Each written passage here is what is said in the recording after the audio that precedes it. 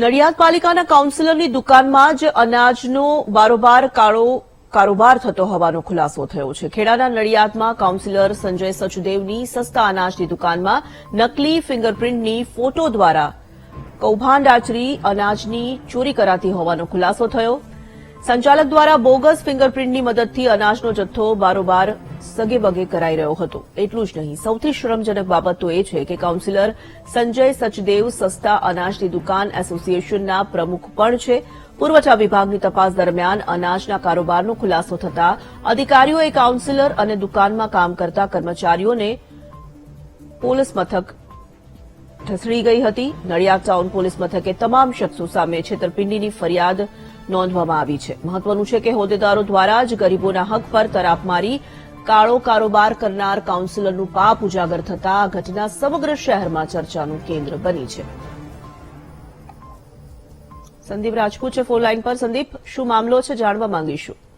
ચોક્કસથી જો કહી શકાય તો કેન્દ્ર સરકાર દ્વારા જે ગરીબ જે વર્ગના લોકો છે તેમને ચોક્કસથી જે ભૂખે રહેવાનો વારો ના આવે તેને લઈને હવે નવા 5 વર્ષ માટે પણ જયારે અનાજનો જથ્થો મફત આપવાનું નક્કી કરવામાં આવ્યું છે ત્યારે ભાજપના જ કાઉન્સિલર અને કહી શકાય કે જે નડિયાદ તાલુકાના જે સસ્તા દુકાનના જે ગ્રાહકનું મંડળ છે તેના પ્રમુખ છે અને તેમના દ્વારા આ સમગ્ર કૌભાંડ છે તે આચરી નાખવામાં આવતું હતું।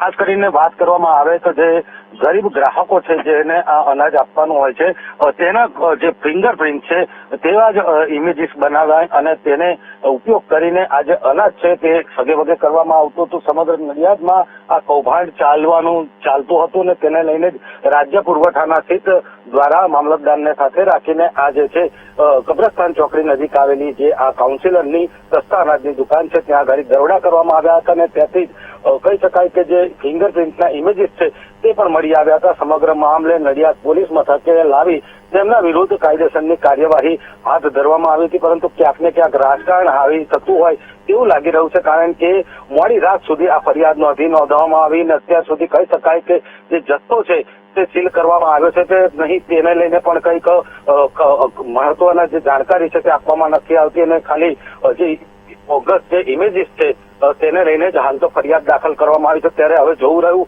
કે જે આવનારો સમય છે તેની અંદર કઈ દિશામાં તપાસ કરવામાં આવે છે। કાઉન્સિલરને હાલ તો અટકાયત કરી લેવામાં આવે છે, તેની સાથે અન્ય કિસ્સાને પણ અટકાયત કરી લેવામાં આવે છે, પરંતુ કહી શકાય કે હવે તેમની સામે કેવી કડક કાર્યવાહી થાય છે તે જોવું રહ્યું। જી, ધન્યવાદ।